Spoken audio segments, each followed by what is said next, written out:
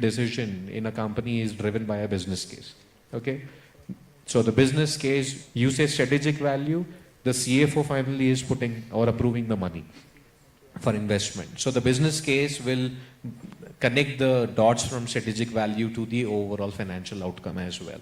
And it happens. We very clearly define that maybe for this particular deep tech startup, the value may be after 5 years. For this one, the value could be after 2 years because the product is mature and so on. Okay, so I think you're seeing value in a very different way. True, sir. I would say I agree to your point that value in terms of when I see it from the perspective that it could be, definitely it's driven by a business case and it's the patient game. You might see a value later, but someone has already seen it. Which, okay, something I'm going to try now, sir, is that it's a fireside chat. So we have discussed on 3 larger topics, right? And we've talked a lot about strategic values. One big point, startups gaining a lot. I clearly see, I don't know if the audience agrees, but clearly startups, I do feel that in corporate VC, startups have an advantage. In a very quick yes or no, would you feel that if a startup would choose corporate VC over traditional VC, they are at advantage? It's your call, you can elaborate, but I would like it to be a yes-no question. I would say yes, and let me give an example. So, as a corporate venture capital and innovation team, we work a lot with venture capital firms. Okay, I'll give you an example. So we keep doing this event called as Innovation Exchange at Lowe's. This is usually in partnership with VCs. And VCs don't charge us for these partnerships. They usually come. See, what are VCs looking for here? That VCs are able to get a large Fortune 50 enterprise as a customer for their startups. And that immediately also raises the valuation for the startups. So for a VC, that's game, right? Their equity now is valued at a higher value. And plus, the startups feel that this VC is good because they have more corporate connects. So there are more and more startups now choosing this VC over a Sequoia or anyone else. Okay, so that's why VCs want to partner with CVCs. So we have so many VCs approaching us and partnering with us. And so we said, okay, let's do an ecosystem event with the VCs where now we give the top 20-25 VCs one full day at Lowe's where they get to meet all the decision makers and their sales cycle comes down from 6 months to 1 month. Okay.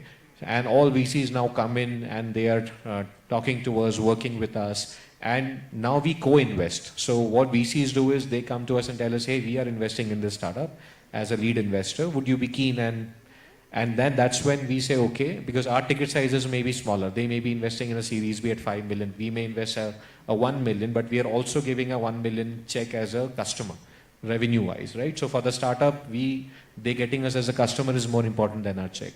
So then this is how VCs are now collaborating with CVCs. So it is a little new to India and GCCs how it is working, but that's where startups approach CVCs with this aspect that we are also getting a customer and we are also getting an investor, which is great because with the VC, the angle is very different because with a CVC, the capital is more patient. So for deep tech firms, it actually is, a CVC is better. Because that's the difference between a strategic lens and a financial lens. For a VC, the capital is not patient. They have to return money to their LPs in 5 years or 6 years or whatever it is, right? They can only have that much patience. And that's where VCs and CVCs coming together as one body actually is better for startups. I think it's difficult to, you have already comprehensively answered, but just on a side note of that is, especially in the deep tech space, not on business part of it, business investment of how corporate VC against entrepreneur VC, it's about what GCCs we look forward nowadays is startups that can provide sort of unknown valuable truth. That is, really there is a good scientific discovery which is original, and it's just not because improving with any other chatbot or a conversational agent or just an integratable protocol, these are something that are in-house done very well already today. New discoveries, there is ingenuity, there is indigenousness in the design. such are more attractive for investing by GCCs. That's how I can say. Again, so clearly we have a winner, I would say.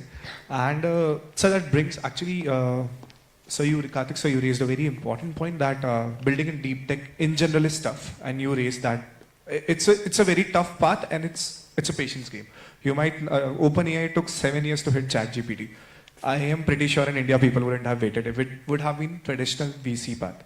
So that brings me to like the end of my questions before we open it to the public. Is that what do you feel are the challenges currently in the deep tech startup ecosystem, and how do you think a CVC can benefit here specifically? For example, as you said, CVCs can bring in, other than funding, also resources, right? In terms of resources, you can help more than a normal VC.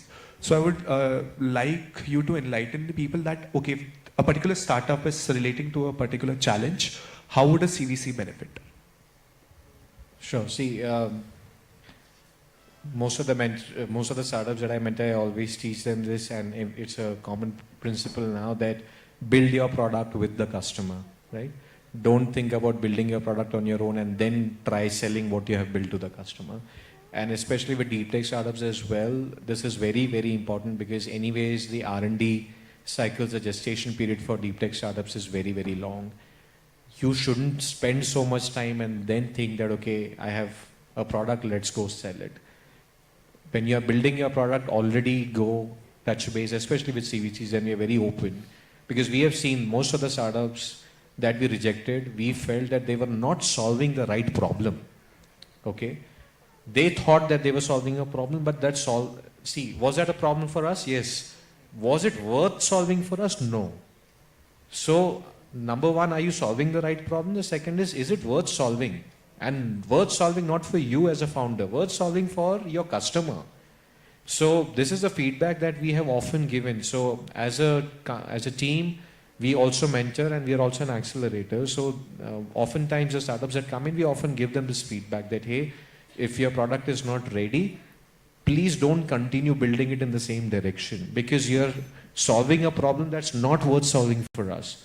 Which means even if you build this product, nobody would buy it, or if people buy it, they're not going to pay you what you're expecting them to pay. Okay? So this is where please take help, especially deep tech firms, before you waste or put in effort and money for so many years, go talk to multiple customers. Now you could choose whether you want to ignore that particular feedback or not, because some feedback may be very, very contextual to that company only. Okay? So I'm not saying just take everyone's feedback and without a pinch of salt. But at least take that feedback. It is very, very important for deep tech because unlike others, the gestation periods are long here. Okay, so this is one feedback I would give. This is also one value that CVCs add that traditional VCs do not add. Where we spend this time and we have experts sitting here who are evaluating the product and also very frankly saying that, hey, number one, this is not ready, product market fit is not there, or if the product market fit is there, it's not worth solving for us. It's not a must-have product for us. See, the advantage any GCCs bring in onto the table is the experience of enterprise grade and enterprise scale of innovation. Now, the iteration cycle today has to be very, very flexible. It cannot be too long, and it is also not too small. But the thing is, it is fast changing. So, the three things: first, exploration phase that must validate whether it is indeed a problem that you are solving. Second is the problem solution fit, if it is indeed fitting it. And third is a product market fit. So if it is, are you able to sell that product really? So I think leveraging the expertise of GCCs or any corporates is essential for startups and other incubations to succeed. Clearly, I mean, that actually solved two biggest problems for startups. One being product market fit and two being a customer with a very big name. I mean, so given that clearly we have seen the benefits of CVC, I would now like you to answer that if there are any startups sitting here, like clearly a question that everyone would have in mind, that because you would invest in something What emerging areas in deep tech are you interested and excited about as a corporate venture in the next 5 years? So that the people get ideas and we probably get some people to you. Okay. Sorry, I may be just answering something that everyone is already tired of hearing. So I'm again going to say AI and generative AI. But again, so AI, generative AI for us is like a horizontal. We are looking at a lot of AI, Gen AI solutions, as I said, in developer productivity, in our supply chain optimization, and also our e-commerce or marketplace tech, and so on. So these three key verticals, we are really excited to see how AI is helping us personalize sales and marketing. Since we are a retailer, we're looking at the use of technology for hyper-personalization that improves the overall customer experience and also leverages us to understand the customer behavior better and then design products and also the whole purchase experience for them. Cannot agree more. So there are multiple emerging areas. I mean, we all know about robotics and clean energy related. Artificial intelligence, again, cutting transversal, but above all is about, see, the way the trends we see is in initial years, initial months and all, we saw a lot of infatuation towards models, this type of model. Even India is building like 7 billion parameter model and like this. But then immediately everybody realized, no, data centricity is key. It's you can build model any day.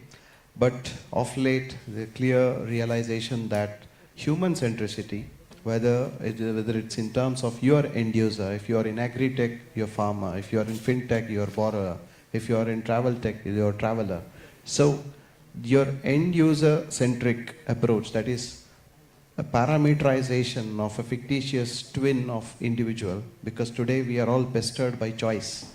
If you just on a lighter note, if there is maximum amount of fight happen in a family because where is your next vacation? You have to choose. No, there's a lot of choice. We are spoiled by choice. So personalization in any form at all levels in all fields is something that is to be solved because we are facing that paradox of choice. So such emerging areas is, of course, the frontiers of AI will help in parameterization.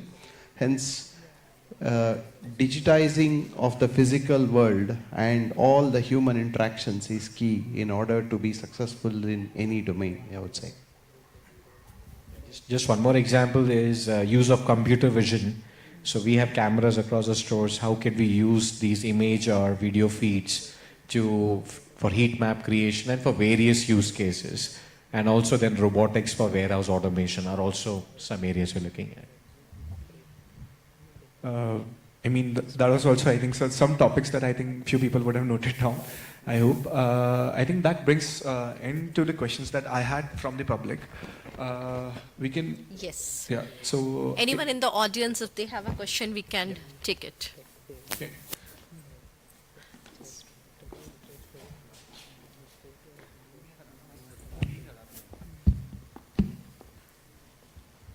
Hi. So, one key takeaway for me from this discussion was that corporate VCs stand out against traditional VCs with respect to the expectation which the returns can be delivered.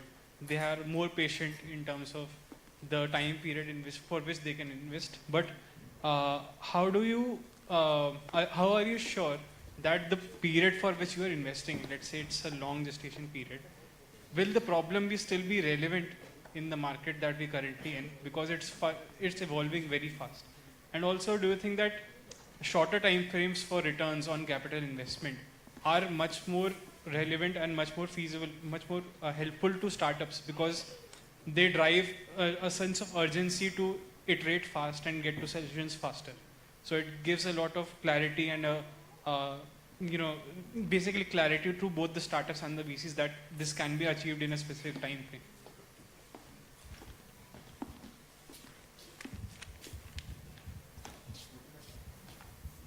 See, the point again is we are not investing, or CVCs wouldn't invest from just a financial motive. And hence, we are really not thinking that in 5 years we have to exit. And with CVCs, again, since there is a corporate behind the startup. There is co-innovation driven partnership, which means that when the startup brings its product, this is not a vendor relationship where, okay, we are going to use your product and then we are going to judge you that, okay, your product is not good after 5 years or after 2 years. Since suppose we have invested in them and there is a partnership, we're also co-building with them. So and it would happen because the rate at which technology and the emerging trends are changing, you cannot say that whatever we were building today continues to stay relevant after 3 years. But that's where the co-innovation angle comes, where if there is a need to pivot, we will pivot together. And it is also beneficial for us because it's the same product that we are using, which means we cannot be using an outdated product as well, right? That's the difference between, say, a VC startup and a CVC startup, because it's the co-innovation partnership. If a pivoting needs to happen, it will happen together. And they will get the signal even from us, because we are also their customers and we will directly tell them that our customers are showing that this trend is no about the same. Something needs to change, and then we jointly work towards changing it. That's a faster signal along with we working together compared to the other side. Just 2 points on that. See, the time of vesting with any particular startup or a partner is strongly dependent on the shared values between the two organizations, or if the startup is also echoing the same values or committed for the cause, it not necessarily the cause of environment itself, but there are multiple causes. Like for example, in traveler domain, it's about traveler experience. You are reducing the stress on the traveler or eliminating friction. If the organization or the startup is also committed to that value, the time of investment, it should not matter. Second is, this is Amara's law that we always tend to overestimate the impact of deep tech in short term and underestimate its impact in long term. So if we want to create deep tech, which does create an impact, we have to sustain for a longer period of time. So there is no alternative. So that's how I would say. Great. I think with that question, we can come to the closure of this segment and the panel discussion. Thank you so much, my esteemed guest and moderator, for having this lovely conversation. Thank you for coming over and having these words with us and our audience. Before we wrap up, I would love to hand over a token of memento to both of you, and we would love to have a group picture with you.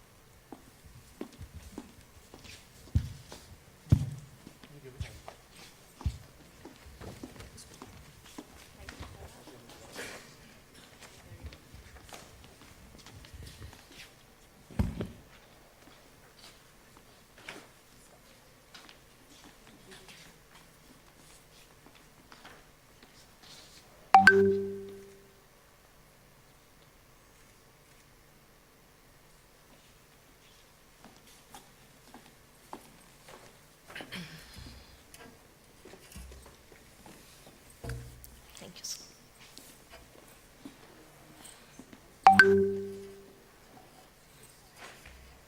It's not reflecting.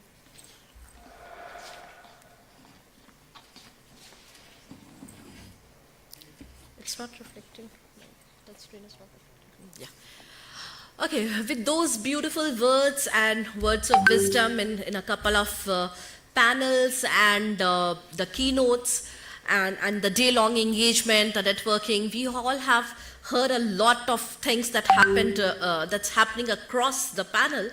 And with that, we come towards the last segment for the day, where we would have our guests to talk about some of the things that he would like to share as closing remarks, and how, next billion, how can Indian deep tech ecosystem build for the next billion?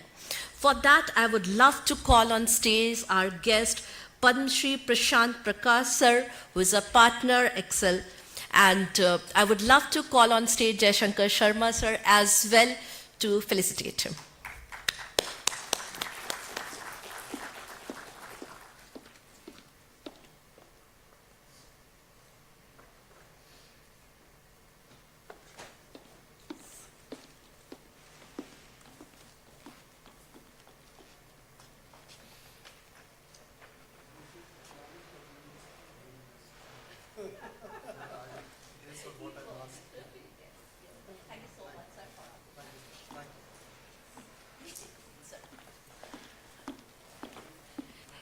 So the way we plan to have this last segment is, I would hand over the mic to you.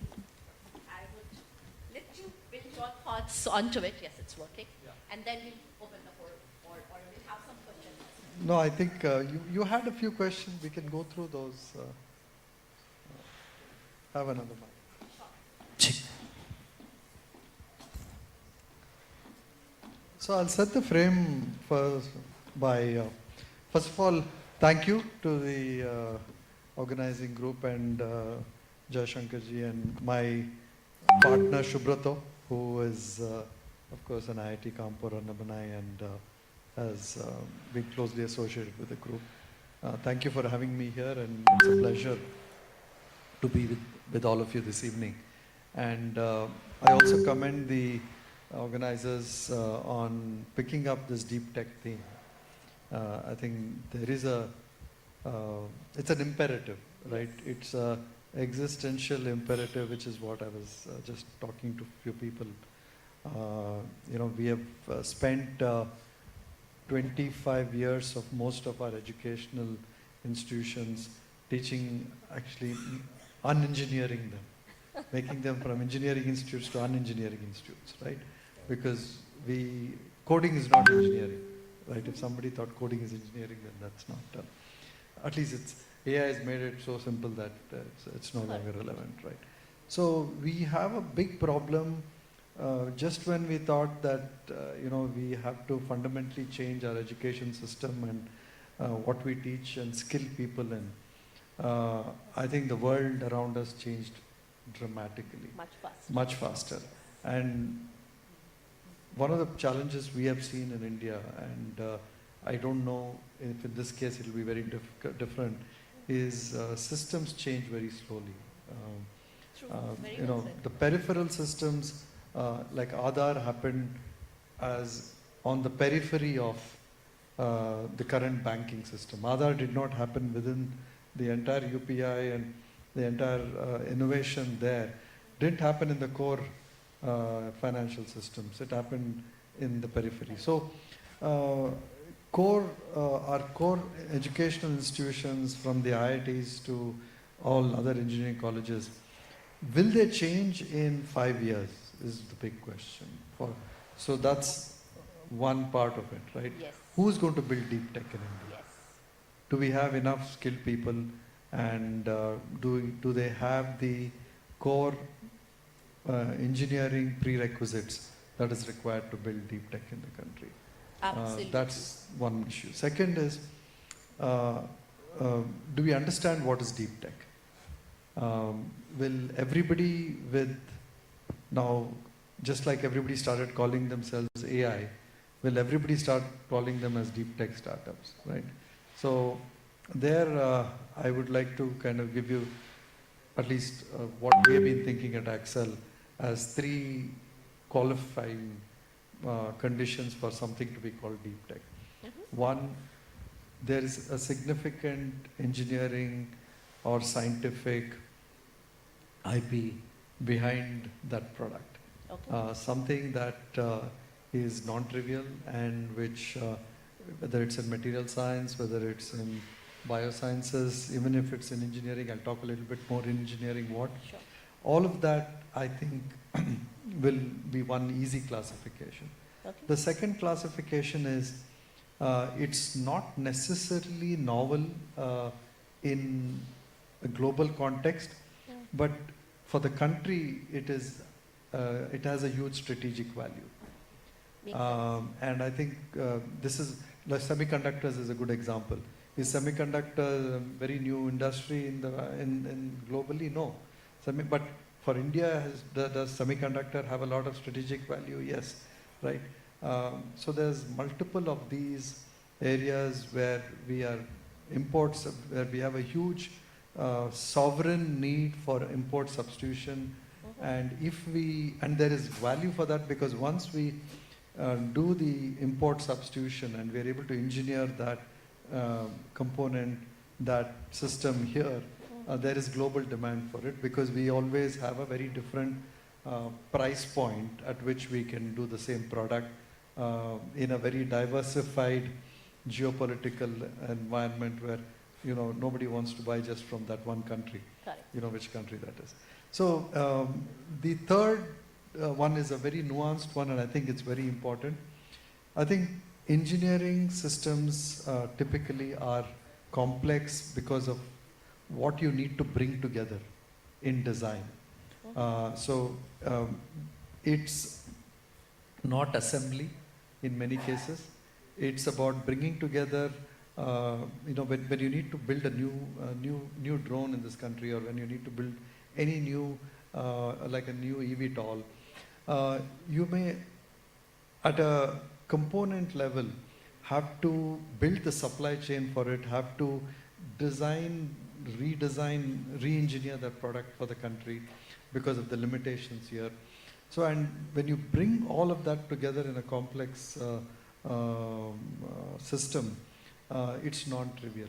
So we believe that in many areas these are deep tech, and when you talk about a lot of new products and components for aerospace, for in advanced manufacturing, in precision manufacturing, it will be in some of these areas. So what is not deep tech? Building AI agents is not deep tech, but there's a nuance there. You don't have to only build foundational models from the country. If you have to, in a very specific domain with proprietary data, train a model for the country, and if that is very unique value, then also maybe for a period, some of the nuances of deep tech is very time bound, right? So it is deep tech for the next 2-3 years, but then it's becoming mainstream because everybody knows the recipe, and the ecosystem of components is very well developed. Then it's no longer deep tech. So what is deep tech and what is not deep tech is, I think, something that we need to educate. I think funds need to understand it. And of course, all the way from incubators to accelerators to all kinds of ecosystem players need to understand what is deep tech. I totally agree. You simplified it.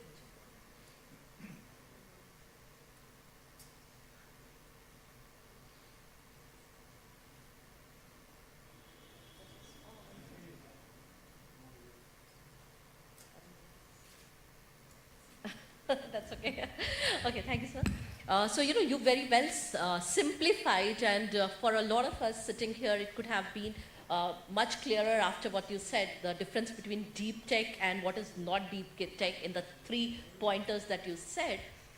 Also, what I benefited from what you said was, like, when we talk about these agents, AI agents, maybe if I put it in my understanding term, it's like a tool which could help build the deep tech, if I may put it across in that terminology. So, yes.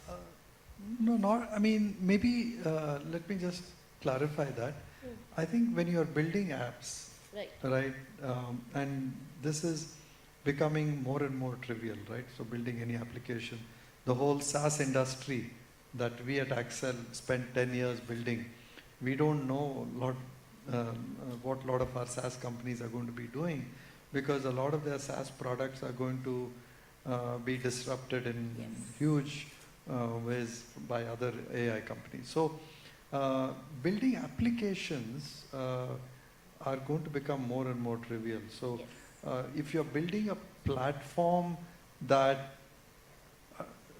in general, application software, I think, should not be in the ambit of deep tech, because the tools and the barriers to entry for building any of these applications, even to build an agent, to build anything, is very low. So you can't classify. See, deep tech has that innate thing that what you're building has barriers because of the complexity of what goes into doing that particular startup, right? Or that particular product. So that is not there in most application building. So that brings me to another point. If we say that, when you say, this has to be something cutting edge, something innovative that could be used. So, how we can build that, in the days to come, that innovative mindset for the next years to come in India, that we, you know, put across, that we build our innovative mindset, and that is accessible to everyone and Yeah. not just to limited few. Okay, so you're talking about the accessibility Yes. of deep tech. Yes. So before that, I think I've been thinking a lot about what do the next generation of students learn, right? Correct. What do you actually teach in our institutions, right? This is a big question, Yes. and we were just before this thing just discussing with a few people. So I think it's really important to understand that there are three components that I think are very very core. One is, and I think this was always important, but I think there is fundamental engineering and science that is under appreciated in our Okay. institutions today, right? So that core capability in science or engineering, and because any AI application tomorrow will come at the intersection of either engineering and AI or science and AI. So AI without that core skill, Engineering. or science, because if it's AI, one of the huge areas where AI is disrupting is in building next generation molecules, proteins, Yes. synthetic biology, diagnostics in healthcare. All of that requires deep biology and health capability. So I think the value of deep domain, Mhm. I think, has to come back. The domain value is not being a great software developer, right? You are a great software developer, that has no longer any value. You are a great user of AI tools, has value. But where do you apply the AI tool is in the context of, if you're building foundational models, you need to be great in mathematics. Correct. A lot of the foundational models have their roots in deep mathematics. If you're building innovations in biotech, then you need to have deep roots in biological sciences. In new materials, then in chemistry and in many other areas, right? So it's a new way of thinking of education where AI is a very horizontal tool that you need them to be capable of, but it's not the end all. So even just saying that I'm going to train people in AI is of no value, right? Correct. So because AI is going to build AI. So when AI starts building AI, you don't again need people, right? So by learning AI, what are you going to get? So you need to know where to apply AI and how to apply AI. So And- just let me pause and take a tangent from there. When you say it's a function or it's a horizontal, if you are Yeah, saying, it's a horizontal tool, just like you use correct, any other productivity tool before. Correct. You're going to use AI. So- So training people in AI, in my opinion at least, means nothing. Got it. It's trivial. Very valid point. And like you said, those industry or domain knowledge would remain the verticals or the pillars.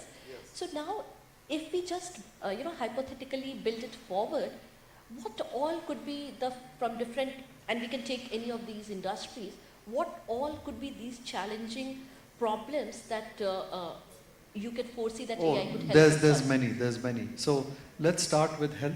Okay. I think so. We have a health access problem in our Okay. country. Yes. Right? I think we have a shortage of doctors. We have a shortage of point of care diagnostics that is affordable and also uses the right kind of intelligence. So I think there'll be a lot of disruptive technologies which will see one big benefit of AI, which for a country like India is across health, across education, you're expecting the cost of delivery of that service or good to come down to 1/3 or 1/10 of what it is today. And this is also relevant in education, right? Right. You might ask, we are building companies that are capable of doing drones and building these next generation UAVs. What is the value of that? I think, our cities and our country needs to be safe, right? So you need surveillance, you need our borders to be secure. So some of these deep tech applications go into just societal safety and our country's safety.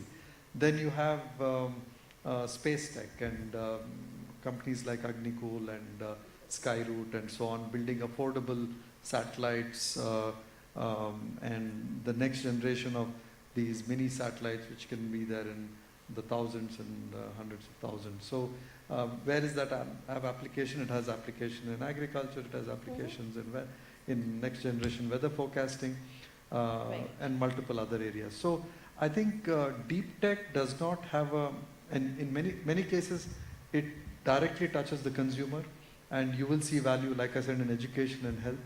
But in many other areas, it has an indirect societal value. Like you said about the surveillance.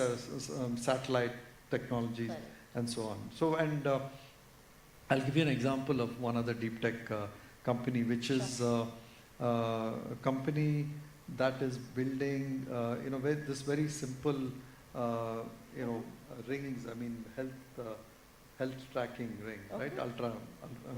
You've heard of Ultrahuman. Now, Ultrahuman is not a company that just imported some technology from China, just branded it from here and then sold it in the rest of the world. They actually built manufacturing in Bangalore. They actually built a lot of AI around how do you analyze your health data, and the value of that hardware plus software is what made Ultrahuman compete with Aura head on and actually find a place for itself. So where I'm emphasizing is this need for I'm not trivializing the software AI capabilities. I'm saying the future is when software meets a lot of physical hardware. Correct. And these hybrid systems is where a lot of value, and robotics is one such system, right? So robotics is all about hardware and software coming together for the next generation of robots, which are image-led, which have next generation vision capabilities. So it's a mindset change for a lot of us in India, where we had gone to the other extreme of software. So we have to come back to that, the physical world, which is harder in some senses. And but once you build, there are larger moats. So I think your question was accessible. How do you make deep tech accessible? Like I said, a lot of deep tech will become accessible because of the power of AI and in the context of health and education, and a lot of it will get accessible because of the affordability that some of these products will get. Right. And we also touched base, like you said, about different deep domains or the verticals where they could help. Like you said, some are directly... Yeah, there is one area I want to talk about, and this area of next generation of medicine. Okay, right? predictive. So today, predictive medicine, right? Today, a lot of medicine is, after the fact, and a lot of the blood diagnostics that you do is after the fact. Disease onset has already happened. You want to be able to catch diseases before there is onset. So what is aging? Aging is the onset of these diseases. So can you intercept the trajectory of one of these diseases much before the disease is onset? So for that you need diagnostics at the cellular level and the molecular level. And when you have diagnostics done at the cellular and molecular level, you need AI to analyze them. None of I don't know if you have doctors in the audience here, but if you give them 10,000 parameters which from your gut and from your metabolites and from your protein, they won't, I don't think any of them have been trained in medical school today to analyze that. So you will find ways in which AI will make more sense of your human biology Yes. than what doctors do. Doctors can fix what is already, needs some Absolutely. emergency timely intervention. But they can't prevent in most cases, at least they have not been trained to prevent. Yes. And that's not their focus. So being able to be precise, predictive, and preventive requires next generation of AI and Right. deep tech. Absolutely. Just building on what you talked about healthcare, since I also come from the healthcare background. So then you'll understand what I Yes. just So told you. I would just add in with an example of what predictive medicine is doing these days. We are analyzing the audio bites of a lot of people and mapping it with the database and predicting the possibility of having a Parkinson, because there the Yes. voice tremors could happen. Yeah. So that's, like you said, we can Yeah. predict the onset whether a person has that probability or not. And that's a beautiful way of AI into healthcare. Yeah, and also let's look at the economic value of this. Yes. Right? We have a model in the US. 17% of their GDP goes for healthcare. Correct. So you know what? So when we have 350 to 400 million, so not too far, in about 15, 20 years, we'll have 300 and 350 million people Correct. who will be above the age 60, 65, which is equivalent to the entire population of US. Correct. So if we need to provide them health care and need to spend the equivalent of 17, you kind of adjust it to the price parity of the rupee. Even if it's 3, 4, 5% of our economy, will we be able to sustain and survive, right? We can't. Absolutely. So being disruptive in prevention, but by being more predictive with AI, will have a huge economic value. And just like we leapfrogged when it came to mobile phones, we leapfrogged when it came to digital payments, Yes. I think we have an opportunity to leapfrog in health with AI. Absolutely. And one of the smart things that we are using even for our event today, and I loved it, was our Snapshare.ai, and there was barcodes placed. I just scanned that and it could, basis the facial recognition, it is giving me where all my pictures have been captured today. Sure. So I just loved it. Yeah, no, these aspects of AI just make our daily lives very interesting and happy. And, Yes. but yeah, there are other aspects of AI that we have just discussed, which where like I said, the ability of our GDP Yes. as an economy to go from 3.5 or 4 trillion to 7 trillion is only going to happen if we elevate and upskill and upgrade our capabilities to build deep tech. So when you talk about this upskilling, so how do you see that we can work as a country, as a nation, to upskill or build these skills from these deep tech AI-driven models, so that our generations can build smarter things and not just import these solutions from outside? I spoke about it. So I think it's about bringing back the emphasis on science and engineering. Core science, core engineering has to be the future. Anything that you see that at the moment we could introduce at these levels which could help them upskill? See, take a typical engineering college, and maybe that's not in the IITs, right? But you take a typical engineering college. Today, 70% of the college engineering college is is basically learning programming skills.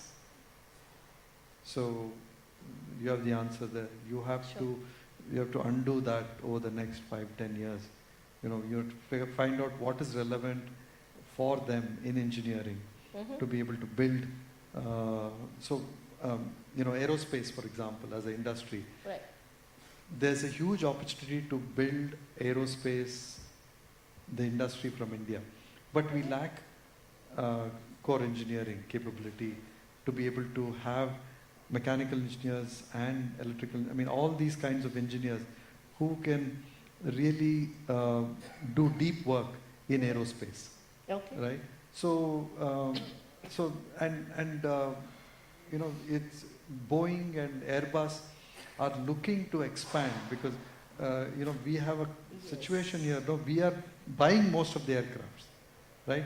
But are we going to import everything in that aircraft? No. We have a offset program where 30% of that has to be manufactured and delivered from India. But there's no industry here to even do that 30%.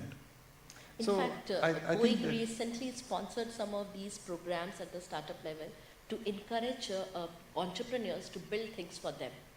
So Yeah, Boeing recently ran that program. Yeah, and I think this is across the board. And, Yes. you know, there's, you know, aerospace is one example, Correct. but there is multiple precision and advanced manufacturing Absolutely. industries. Absolutely. And that brings me towards other side of the spectrum, which also talks about, you know, when we say that there would be technologies and solutions that we would build, and there would be technologies and solutions which other parts of the globe would be building. What are the kind of challenges you see in you know, what we are building and exporting them, or including those technologies back in the country? See, here I think it's very clear. The supply chain diversification that is happening globally is now for real. So there is no single source for any product that any country is going to be dependent on ever, right? So I would believe that this is India's time, India's moment to really be part of that global trade opportunity that either Trump has presented, or I mean, whichever way you want to think about it. You know, India's strength and skills is that we have a large demographic dividend that we can leverage when it comes to basic engineering and science. But like I mentioned, it's not at that level where it should be. But at the same time, we have enough young minds who, if they are properly trained and equipped, I think we don't have a skill problem in that. I mean, we don't have a raw material problem for skilling, right? Correct. So we still have a Correct. skilling problem. Correct. Then we have a decent ease of doing business environment in the country. Right. It's not the best globally, but if you have to set up manufacturing today, it is 100 times easier than doing manufacturing in India 10, 15, 20 years ago, Agree. right? So we have the capability. Then third, we have capital, right? So previously, if you had to set up manufacturing, why didn't manufacturing happen in the country for 40, 50 years? Because VCs would not fund manufacturing. They thought manufacturing is old world, right? Now I'm not talking about just assembling. I'm talking about the deeper tech. I'm talking about precision manufacturing, advanced manufacturing. This robotics. So a lot of this is now something that has caught the imagination of venture capitalists and also entrepreneurs. Today, entrepreneurs are not afraid of getting into manufacturing. You could not just imagine 10 years ago, the same entrepreneurs that we funded who built Swiggy, who built these companies. Imagine me telling them, you know, the next big thing is doing a manufacturing startup. You shouldn't be doing food delivery in India, right? So they won't. I mean, so there's really a change in context. There's a change in environment for entrepreneurs and VCs and the business environment in the country, and the global demand. The global demand environment has changed for good, right? So if you look at, I'll give you another example. Sustainable products is, and with new next generation materials that either are plant based or could sometimes be synthetic, bio based, whatever, right? The demand for sustainable products at the right price point with very low green premium is infinite, right? And why is that infinite? Because China is not going to be the single country that will supply it. People will want multiple supplies and multiple sources. And we have companies that have been funded who have been getting calls all in the last 1 month from multiple folks in the US because they know that the tariff regimes, even if it gets solved in the short term, they want to prepare themselves for an environment where they want multi-location sourcing. Agree. So I think I mean, it looks like I'm like overemphasizing manufacturing, but I think you have to be realistic. Will we become a $6-7 trillion economy by building more software from India or by building more physical products from India? My bet is by building more physical products. And I wouldn't have said Okay. this 5 years ago. Okay, okay, I take that point. And on that note, my last question to you is, give me one example from deep tech startup which you would have seen in the last couple of years, an Indian deep tech startup which has been very successful, and how they scaled it up. Yeah, there is an IIT Chennai startup that we very recently invested in called Fab Heads. Okay. Okay, and what does Fab Heads do? They are a graphene 3D printing capability, right? So what is different from any other 3D printing and printing? So graphene-based products are replacing metal big time. So if you take any aircraft, Okay. 30% of the aircraft in the next 3 to 4 years will be non-metal, and will be made from this carbon-derived material. Okay. And if you need to be able to 3D print this carbon material, you need very specialized machines. And these machines are what we call as N of 3 or N of 4, which means that there are only 4 countries globally. It's usually the US, it's China, and 1 European country who has the machine or this capability to. So deep tech is the machine that you're using to manufacture. This should be a big takeaway for the audience here. If you're just buying a machine and assembling something, that is not deep tech.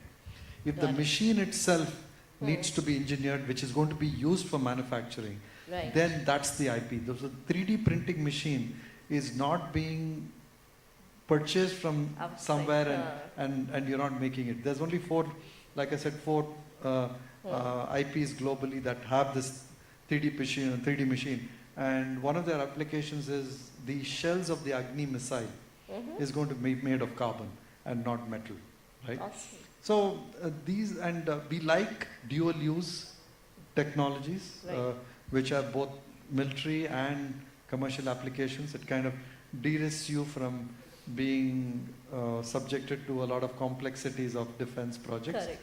So I would also encourage entrepreneurs to look at dual use type Makes of sense. deep tech, which don't have only applications in defense. Beautiful. So this is one of the startup you would say you have seen in the last couple of years which has been. No, it is, we did the Series A for it, yeah. Okay. It was a company, see one thing about deep tech startups is they take time. Yes. And I think we had that discussion, I think Absolutely. I came here and I happened to hear. So as investors, we still depend on, a continuum of capital, right? Yes. But the good news is that I was just speaking to one of the Pan IIT members here, and we have funds like Speciale, which all didn't exist. You didn't have deep tech funds which funded these companies for 3 to 4 years before an Axel or a Peak or an Nexus came in. But today you have that ecosystem where for 3-4 years they are willing to have the patience and look at these companies very differently than companies where we wanted them to get to GTM and get to $1 million in revenue in 18 months from when we funded them as seed companies. Right. So, so you have a very different changing mindset Correct. for deep tech, which is very encouraging for startups. Yeah. Beautiful, beautiful. Thank you. So on that note, I come towards the end of our chat, and I would ask you to give us a last closing comment. With that, we would wrap up the event for the day. So we have a deep tech moment for India, and I'll just summarize why do we have this deep tech moment. There's a geopolitical scenario that is conspiring in our favor, number Right. one. Second, we have a policy of the government. I mean, anything government, I'll take it with a pinch of salt, but still any policy is useful policy. But they are talking about more R&D funds, more funds towards deep tech fund of funds and other forms of investing, which is great. Third, I think entrepreneurs in India have caught on to this, right? They've started to understand very quickly that building just software and applications is not the biggest opportunity. And number four, this is a nuanced suggestion for entrepreneurs: build more cross-border. I think you have, you can't build a lot of deep tech grounds up from India. We don't have the R&D, we don't have the translational ecosystems within our educational institutions we don't have the mindsets with the current academia to be able to take research and bring it into translation and commercialization, right? Right. So how do you kind of compress that? Bring in knowledge repositories in the form of talent from as a partner. Your co-founders should be from people abroad who are now willing to either move to India or collaborate in India. So I see a lot of deep tech companies and funds to be more successful if they have this cross-border mindset. Got it. Very helpful. Very helpful. With that note, I would love to thank you for Thank you coming so much. over and sharing these thoughts. It was lovely No, having it's really you. exciting, and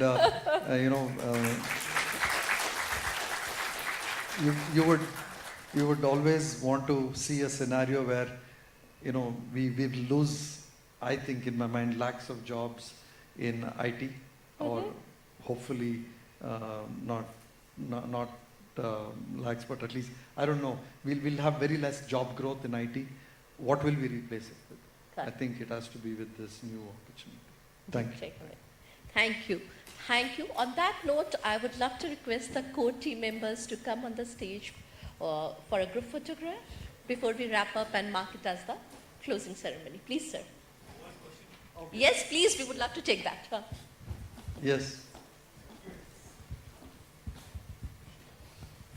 Sir, if you can shed some light on the scope of climate technology startups, Yes. especially with Excel, how a climate deep tech technology startup can leverage, and what is the scope from So climate, I think a lot of climate technology startups in the energy space, I think it's only the energy transition space that is getting a lot of attention.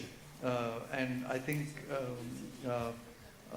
there's of course the sustainability part, which I spoke about in terms of material science and things that impact materials. There is a lot of that deep tech because there's irrespective of the regulatory environment in the US not being so conducive towards believing that we need climate change, I think there is a lot of economic value still in being able to do materials which are better, which are more friendly, which have less embodied carbon, and which are more green and more friendly to the environment, but with a very low green premium. And so which means that you need to be disruptive in how you engineer these materials without that premium. So there's no regulatory tailwinds globally where people will pay a premium for these climate related products. So it's an opportunity for India because I think we can produce some of these materials and products with the lower green premium from India than they can be produced in the West. And then finally with energy transition, hydrogen, there's many forms of disruptive energy transitions which require a lot of deep tech. Sir, is Excel open for climate? Yeah, we are doing climate tech based. I will be sending something. Okay, thank you. Thanks. Please come to the center, sir.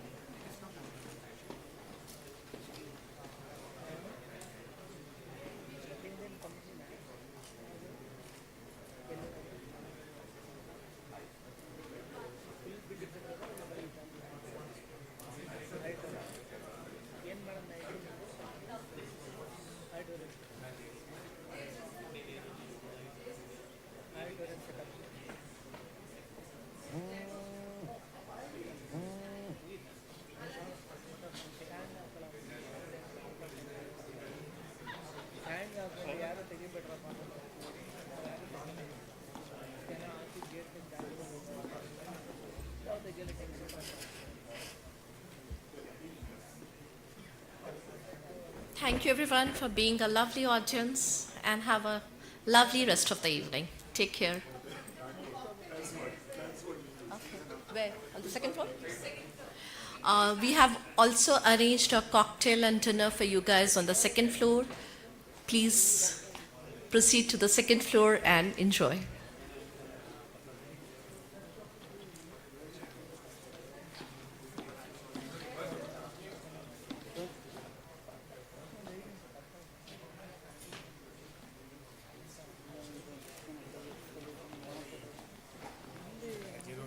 sponsor किया है and this team. Just 1 minute. Our sincere thanks to the great, big, sincere team headed by Manjeer, the President, Vice President Animesh. He is still in the demo and he will continue to be in the demo for the next 1 hour. Nitik, अतिशय Atishay, Anand Atishay, raise your hand. आ जाओ बहुत काम किया तुम लोगों ने Prathamesh ji, अरे आपके बिना काम नहीं चलता बिल पे नहीं कर पाते ना and Ridham ji is thinking why I am forgetting his name. Ridham ji, मेरा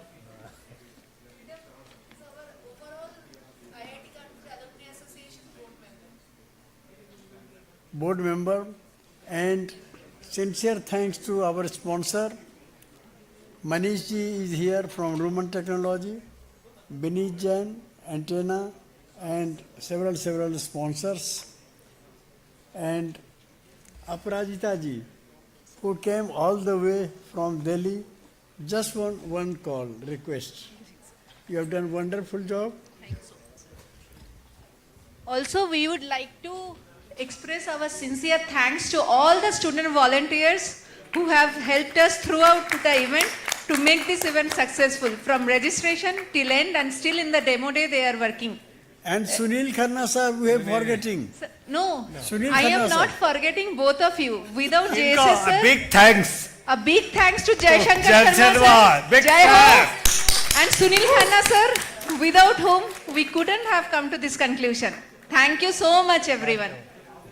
ये बहुत अच्छा. IIT के So, last thing, mandatory after every IIT Kanpur event. IIT का tempo! IIT का tempo! IIT का tempo! हाई है आज तो BHU वाले बोल दो बीएचयू का भी बोल दो IIT BHU का टेम्पो हाई है